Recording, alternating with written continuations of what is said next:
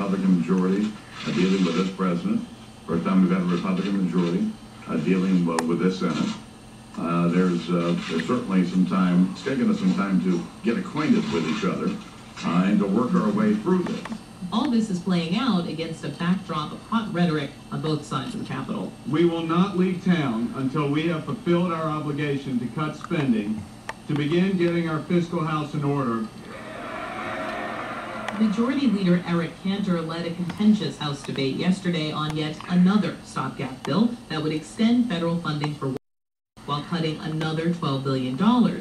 The Defense Department, however, would be funded for the rest of the year, and in the event of a government shutdown, the bill ensures the troops would be paid on time.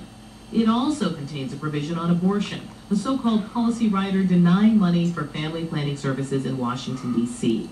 Democrats like Chris Van Hollen, the ranking member of the House Budget Committee, objected to the package. They're saying unless you yield to our demands on our very radical social agenda, which is what they're trying to impose through this, we're not going to move forward in helping our troops. That's a cynical ploy. The American people will see right through that. The original budget bill approved by the House in February. They seem to know I'm here. Dozens of riders, including this guy's about 40 yards away. Environmental regulations and financial 45. industry regulations. Both of them. Such as Indiana's All their pals have already flown up over the fence by bourgeois on the way north. It seems like liberals in the Senate would rather shut the government down than accept a 2% cut in the federal budget. It seems like liberals in the Senate would rather shut the government down so they can continue to borrow money from China to fund the largest abortion provider in America.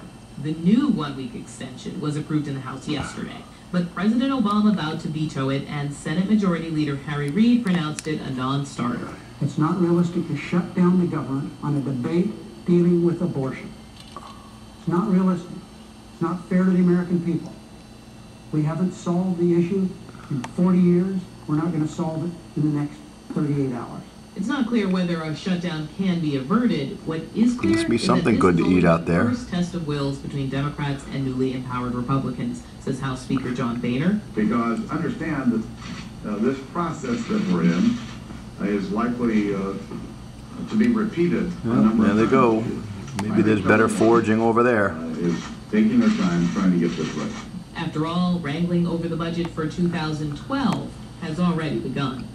Audie Cornish, NPR News.